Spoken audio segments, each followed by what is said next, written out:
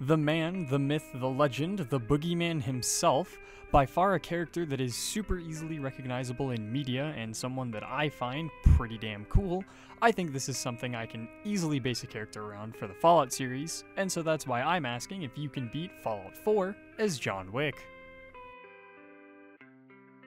Luckily for me, Fallout 4's character editor is much better than New Vegas and lets me actually make a character that looks somewhat realistic. On to specials, I mostly focused on agility for this character as I feel like I'm gonna want the obvious pistol and sneak perks. Those, kind of fit the theme much more than anything else. When I got out into the world, I marked a few locations that I would need to go to in order to set this character up. Of course, I started by looting Sanctuary, as I would want pretty much everything from this area to help me later on. And the thing is, I'm not going to be using a vanilla weapon for this. I've installed a mod that adds John Wick's pistol from the 4th movie, mostly because his pistol from the 1st movie as a mod was broken from what I saw, so I was, just going to use the one from the 4th movie as it was working and not too hard to get set up. The only caveat with this item is I need about 1,000 caps in order to get it from the chemistry bench, so I went around looting stuff and selling things to merchants so that I could get the pistol. This thing is not terrible. It has a base damage of around 30, and it cannot be upgraded really at all. I think the only thing I can do with it is once I have gun nut I can put a sight on it, but that's about it. At least the ammo is relatively cheap. No suppressor either, which kind of ruined my sneak build idea, so I guess we're not going to be doing that. After that, I went off to one of the Skylane's flights in order to loot around suitcases to find a black suit. After about 5-10 minutes of exploring this area and finding some other cool items, I had my suit and was ready to actually start the run. I think I actually looked pretty damn good and pretty accurate to the character in my personal opinion, and I had some other stuff I could sell later to get more ammo. Now the pistol is honestly decent at this point in the game. I am playing on very hard though, so I'm kind of ruined by the fact that I take double damage from all enemies, as well as I run a few difficulty mods that increase enemy damage by 2 times as well, and, make them over-leveled, a bunch of other stuff, new enemy variants, blah blah blah. But this essentially means that I'm getting 2 to 3 tapped for the majority of this run until I can start getting the other perks and items that I need to kind of outfit the character more. Now I know what people are probably thinking. If you've seen John Wick, you know that his suit is actually bulletproof, and while that's not exactly accurate as something that should theoretically be possible, the power of movie magic makes it possible. However, at this point, I can't really copy that. I don't have a way to replicate that, as I don't have ballistic weave, which is what I get from doing the railroad questline. Now, that means I'm going to have to side with the railroad for this run, or at least progress their questline far enough to get ballistic weave. Obviously, I could install a mod that adds John Wick's actual bulletproof suit to the game, but I feel like that would kind of eliminate the challenge for me. I have a decent gun right now, and pretty much the challenges for me right now is not getting 2-tapped by every enemy that I run into, considering I have 0 damage resistance because I haven't taken the toughness perk yet or gotten ballistic weave, so I just decided against doing that for the sake of keeping the challenge run, challenging. Anyways, by this point, I have ran through Park Street Station, killed most of the Triggermen, rescued Nick, and could start moving on with more of the main quest. Nothing in here was really that difficult. The Triggermen don't have a whole lot of resistances, much like myself, considering they're wearing suits, so they all went down without too many issues, and I got Nick out of the vault and could go back to Diamond City to start working towards Kellogg. Of course, Kellogg was going to probably be pretty annoying at this point. I hadn't done anything involving energy weapons quite yet, so I wasn't really sure if I was going to die faster to them than I was with ballistic weapons, but I was still going to be pretty cautious here regardless. I didn't have a whole lot of ammo to go through Fort Hagen with, and that's partially my fault, considering I should have probably reset and got some more supplies before I went in, but I figured I would be mostly fine. And there were a few ammo boxes in there, so I did pick up a handful of rounds here and there to make the process somewhat easier. Kellogg, however, went over without a hitch. I just took a piece of jet and was able to pretty much mow him and his synths down in no time, and it wasn't really hard whatsoever. The Brotherhood arrived in the Commonwealth, which is, of course, something I would have to deal with later, but for now, I was headed back to Diamond City to pick up some more ammo, considering Fort Hagen pretty much ran me dry. Then, of course, it was on to my absolute favorite section of the game, Kellogg's Memories. Yep, you all pretty much know how I feel about this by now, so we're just gonna skip over this and head off to the Glowing Sea. Of course, the Glowing Sea is, as usual, pretty boring. I either get touched inappropriately by a bunch of shit whenever I come here, or it goes by without literally anything bothering me. The only issue here this time was I had no radiation protection, so I had to spam Rad-X and just try to survive. On to Green Tech Genetics, this place was fucking terrifying. Now, I didn't have access to Ballistic Weave yet, which just meant that I got cyberbullied by pretty much all of the gunners. At this point, I was dying in about 2 shots. All of the gunners in here were probably 5 to 10 levels above me, and I was either getting harassed by the one with the missile launcher or just getting 2-tapped as soon as I walked around a corner. Surprisingly though, the Courser was pretty much just dead instantly. I mean, I had absolutely no issues with him. He just kind of sat there and took the bullets. Back to the railroad to get the Courser chip decoded, and I could finally start helping the railroad out. The railroad questline is kind of annoying, honestly, but that's just my opinion with most of Fallout 4's questlines. I don't really enjoy doing the main story in this game. I prefer all of the side quests and just kind of running around doing random shit, so I just kind of get annoyed every time I have to deal with any of the main factions because I don't really like any of them. Now, of course, we had to do the switchboard. I don't really like Ricky as a character. He's very whiny, he's very annoying, but we're gonna ignore him because I don't have the ability to kill him and just go into the switchboard to deal with everything. Now, the synths in here are about the same as Fort Hagen. Everything dies in a few bullets as long as I, keep my stealth up, maintain my headshots, all that good stuff. I did have a few sections where the synths did spot me, but for the most part, I was getting them down without any issues. With that out of the way, I headed back to Old North Church to continue the railroad questline, and I could finally have them help me put together the signal interceptor to get myself to the Institute.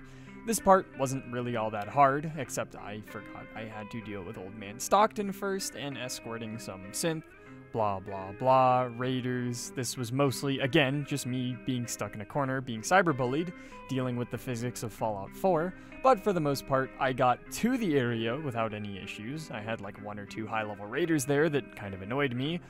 No, the annoying part came after I had to start escorting him. For some reason, the game decided to spawn an entire overleveled group of raiders on me here, all of which were legendary, which meant that if they saw me, I was pretty much dead instantly. I had to just kind of sit around a corner and just abuse the AI of Fallout 4 to get through this section. Luckily for me, for some reason, the dude that they send with you on this quest is tankier than all hell. I'm just gonna say, in my head canon, he has, like, fucking max level ballistic weave, because that makes sense to me why he was tanking so many shots. Also, when I went to go back to the railroad, I had a cat that was glitched into a bed, which I'm just gonna ignore. Finally, I could get the signal interceptor built, however, so that I could actually go into the Institute. See, I normally, if I'm siding against the Institute anyways, go into the Institute with the intent to just kill Father and kill all of the synths, blah blah blah, and then go continue my main questline. However, I neglected to remember that you need Father alive, or so I thought. For some reason, my game bugged the hell out here for the railroad section, and I was able to do the railroad quests inside the Institute while Father was dead.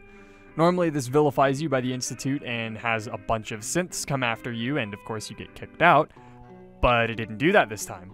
I have no idea why. A Fallout 4 moment, I guess. I'm not going to complain, however, because it reduces the amount of quests I actually have to do. I don't have to go to Libertalia on this playthrough. Holy shit, I am so excited to finally avoid that place like the plague. I absolutely despise that quest. I despise that location. I despise the raiders there, and I now don't have to deal with it. Lucky for me, though, I just had to put down a couple rogue synths. Well, I mean, not really rogue, but they're rogue to the railroad agents, so we'll go with that. I was helping to rescue the synths in the Institute, which meant that I would need more ammo, of course, so back to Diamond City I went, so that I could stock up on supplies and get ready for dealing with the Brotherhood. The Brotherhood were planning an assault on the Railroad HQ. I still don't really know how they found the Railroad HQ, unless I'm just stupid. I don't think I've ever, really looked into the reason why they just show up here. By this point, though, I did have Ballistic Weave. I think I had Mark II Ballistic Weave, so it wasn't insanely good or anything. I wasn't just gonna, tank missiles or anything, but it was good enough that I could no longer get two-shot by enemies, since my damage resistance was up to about 40 by this point, which is fine. I mean, it's nothing crazy, but it's so much nicer than being one-tapped by just basic raiders and shit. After I cleared out the Brotherhood soldiers in Old North Church, I headed over to help Tinker Tom and Deacon deal with a couple ghouls before going and assaulting Cambridge Police Station. This place wasn't really that bad. The beginning section was a bit annoying because I just kind of spawned into a shit ton of Brotherhood soldiers shooting at me, but after a few seconds of just clearing everybody out and looting the police station, I was all good to head upstairs and progress the questline. This could be annoying because there's a vertibird that comes and drops off paladins that you're supposed to deal with, but vertibirds in Fallout 4 are made out of paper mache and they go down with half a mag of pistol ammo and kill everyone inside, so that was pretty much that. Before I headed up to the Pridwin though, I did go and grab some more ammo, mostly because I was not too stocked up at this point. I mean, I had probably enough to get through this section, but I'd rather be safe than sorry. The last thing I wanted was to run out of ammo in the Pridwin and deal with all of the Brotherhood up there. Also, I found a paladin that had some crazy ass weapon. I don't know what he had, but he was just lighting everything on fire, and it was kind of terrifying. I'm gonna assume it comes from one of my mods. I kind of wished I went and picked it up off of him so that I could see it, because it would have been fun to play around with. But other than that, the Pridwin went down without too many issues. I only died a handful of times in there, and it's mostly due to me not sneaking properly and spawning into a shit ton of enemies. But other than that, we could go back to the railroad and go deal with the Institute. Luckily for me, I had already dealt with mostly everything in here, so I just had to go in and deal with the guards. Now, I don't know if I'm tripping. I didn't, look at it in slow-mo or anything, but I swear when I started killing people up there, it spawned like 8 more synth guards on me. I might just be crazy, but I'm pretty sure it spawned more shit on me. Anyways, I killed a couple scientists, went through the area to get, of course, into the central roundabout chamber. Honestly, I don't know what this is called. The courtyard, maybe? I don't know. Anyways, I popped some jet to deal with the synths that now finally spawned on Father's body that are supposed to be there originally. I'm not sure why they weren't until now. I was running desperately low on ammo through this place. I probably should have restocked after the Pridwin. I thought that I could handle it. Spoiler alert, I could not. I think by the time I finished the game, I was down to a whopping 5 whole bullets, so that was lovely. Other than that, though, this is going to be the end of the run. I did go ahead and pick up Sean just because, I feel like the railroad would want me to take my synth child with me. I got to press the big red button and watch the Institute blow up, and with that, I beat Fallout 4 as John Wick. This run was very entertaining. It's kind of fun to do character-based runs. I've been doing more of these lately instead of just weapon restriction runs, and I'm having more fun with them than I thought I would originally, honestly. Normally when I play Fallout, I like to, switch it up, use different weapons, variety, etc., etc., but these runs are actually kind of fun to restrict myself to very specific items and equipment. Other than that, though, I hope you guys enjoyed. As always, if you have suggestions, please leave them in the comments below. I appreciate each and every one of you for showing the channel support. You guys have been absolutely amazing. We just now hit 3,000 subscribers, which is fucking crazy, considering I think I was at 2K less than a month ago. So I appreciate all of you for that, and I hope you all have a wonderful rest of your day.